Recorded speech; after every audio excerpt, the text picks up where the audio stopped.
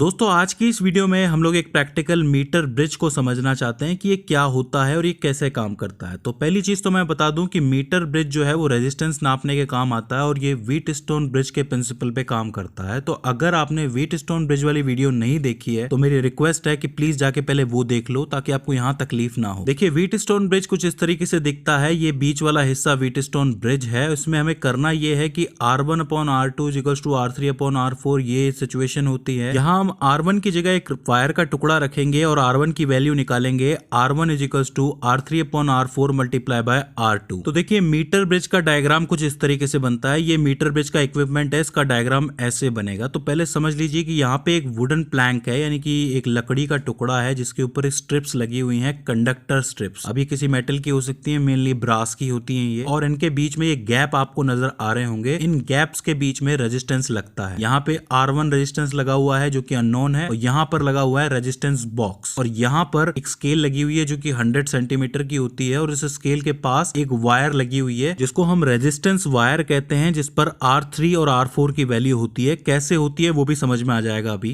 सबसे पहले बात करते हैं R1 की। R1 एक वायर का टुकड़ा है जिसको हमने इस तरीके से इसमें कनेक्ट कर रखा है इस गैप के अंदर। और ये जो R2 है इसकी जगह हमने रेजिस्टेंस बॉक्स लगा रखा है जो कि ऐसा दिखता है। इस रेजिस्टेंस बॉक्स में कुछ इस तरीके से बहुत से टर्मिनल्स लगे हुए होते हैं जो कि एक दूसरे से कनेक्टेड नहीं होते हैं, यानी कि अगर इसमें से करंट गुजारना है तो डायरेक्टली करंट नहीं जा सकता। वहीं अगर आप एक की, यानी कि जो की ऐसी दिखती है, अगर वो इसके अंदर आप लगा देते हो तो ये दो टर्मिनल्स एक दूसरे से कनेक्ट हो गए, तो अब करंट इससे इस तक डायरेक्टली जा सकता है। तो की जो है इन टर्मिनल्स को कनेक्ट करने का काम करती है। तो अगर हम लोग की को निकाल ले तो आउटसाइड तो डायरेक्टली करंट यहां से यहां नहीं जा सकता, लेकिन इनसाइड ये टर्मिनल्स जो हैं वो रेजिस्टेंस वायर से कुछ इस तरीके से कनेक्टेड होते हैं, यानी कि पहला टर्मिनल दूसरे से कनेक्टेड है, दूसरा तीसरे से है, तीसरा चौथे से है। तो अगर करंट एक जगह से दूसरी जगह जाएगा और की नहीं लगी हुई है तो उसे इस रेजिस्टेंस वायर से होके गुजरना पड़ेगा। अब इस रेजिस्टेंस वायर का अपना कुछ रेजिस्टेंस होता है जिसकी वैल्यू आपको बॉक्स के ऊपर लिखी मिल जाएगी। इसको आप लोग 10 ओम कहते हो। अब ये वायर आपको नजर नहीं आएगी, ये बॉक्स के अंदर होगी। यहाँ पे 10 ओम लिखा हुआ है, इसका मतलब इसका रेजिस्टेंस 10 ओम है। अगर आपने की जोड़ रखी है तो करंट डायरेक्ट एक टर्मिनल से दूसरे टर्मिनल जाएगा, उसको इस रेजिस्टेंस को पार करने की जरूरत नहीं है। तो हमें जितना रेजिस्टेंस चाहिए उस हिसाब से हम लोग की को निकाल देते हैं। अब इसके अंदर 1 ओम भी होता है, 2 ओम भी होता है, 5 ओम भी होता है, 10 ओम भी होता है, 15 ओम भी होता है। तो ये R2 की वैल्यू डिनोट करता है। अब R2 की वैल्यू नोन है। अब R3 और R4 की वैल्यू निकालनी है इस रेजिस्टेंस वायर से। तो बहुत आसान है, जरा ध्यान से समझिएगा कि यहां से हमने एक वायर जोड़ी और यहाँ पे एक गैल्वेनोमीटर जोड़ दिया। उस गैल्वेनोमीटर के दूसरे पॉइंट से एक वायर हमने जोड़ी है जिसके एक एंड पे जॉकी लगा हुआ है। इस की से हम लोग इस रेजिस्टेंस वायर को टच करेंगे। जिस भी पॉइंट पर गैल्वेनोमीटर का करंट 0 होगा, मान लो कि इस पॉइंट पर 0 है, तो ये वाला जो हिस्सा है ये R3 को डिनोट करेगा और ये वाला जो हिस्सा है वो R4 को डिनोट करेगा। अब इसकी मैथमेटिकल वैल्यू कैसे निकलेगी? देखिए ये जो स्केल है यहाँ से लेफ्ट साइड से आप नापना शुरू कीजिए। ये जो जॉकी पॉइंट जहां तक है वहां तक का जो सेंटीमीटर है, मान लीजिए कि उसकी वैल्यू A निकल के आई है, तो वो जो A है वो R3 की वैल्यू है। बचा हुआ हिस्सा जो है वो 100 - A हो जाएगा सीधे सीधे, तो वो R4 की वैल्यू है। अब ये मान के चलिए कि हर सेंटीमीटर पे जो रेजिस्टिविटी है उसकी वैल्यू रॉ है, तो टोटल R3/R4 क्या होगी? A ρ/100 - A raw. तो इसे फॉर्मूले में रख दीजिए, यानी कि R1 = A ρ/100 - A raw multiply by जो R2 नोन रेजिस्टेंस है। अब यहाँ पर आप एक टेबल बनाइए। टेबल में सबसे पहले R2 की वैल्यू लिखिए। अब R2 मान लो कि आपने रेजिस्टेंस बॉक्स में से 5 ओम चुना है, तो 5 ओम लिख लिया। अब आप जॉकी वाली वायर लेके इस रेजिस्टेंस वायर पर वो पॉइंट ढूंढेंगे जिस पर गैल्वेनोमीटर में करंट 0 हो। अब उस पॉइंट को आप कहोगे क्या? Null point. ठीक है, आपको नल पॉइंट ढूंढना है। और मान लो नल पॉइंट आपको यहाँ मिला है, स्केल से आपने यहाँ तक नापा तो 35 सेंटीमीटर निकल के आया, तो यानी कि A की वैल्यू 35 सेंटीमीटर। अगले कॉलम में आप 100 - A की वैल्यू लिखिए, यानी कि 100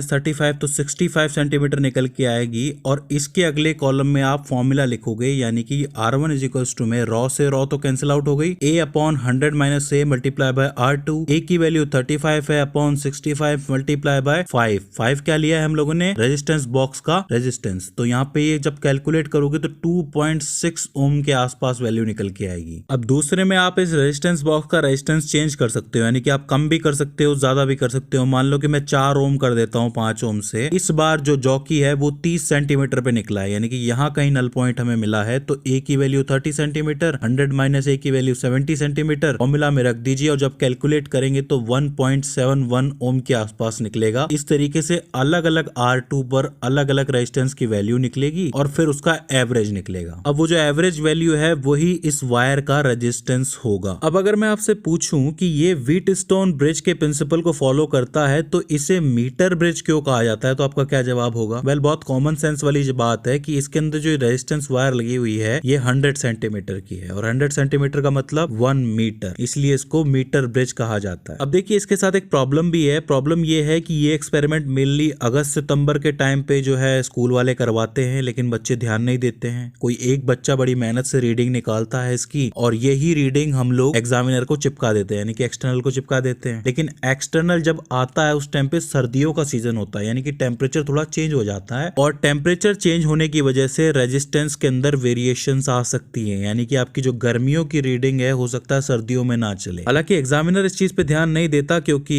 उसको चांदी का जूता पड़ चुका होता है और you know that's how our system works. लेकिन अगर आप सच में सीखना चाहते हैं तो बार बार रीडिंग लेने की कोशिश कीजिए, यानी कि अगर आपने एक बार इस एक्सपेरिमेंट को कर लिया है और कोई दूसरा ग्रुप भी इस एक्सपेरिमेंट को कर रहा है तो उनको सिखाने के बहाने सही, लेकिन आप ये एक्सपेरिमेंट बार बार कीजिए। इससे क्या होगा कि आपका हाथ बैठ जाएगा और प्रैक्टिकल वाले दिन आप जवाब दे पाओगे कॉन्फिडेंटली। तो फ्रेंड्स, ये हो जाता है मीटर ब्रिज। आई होप आपको समझ में आया हो और इसके अंदर कोई दिक्कत नहीं आई हो। इसके बाद भी इसके अंदर कोई दिक्कत आती है, कोई सवाल आता है, कोई कंफ्यूजन आता है तो आप हमें कमेंट सेक्शन में पूछ सकते हैं। सो फ्रेंड्स, आज की इस वीडियो के अंदर बस इतना ही। See you in the next one.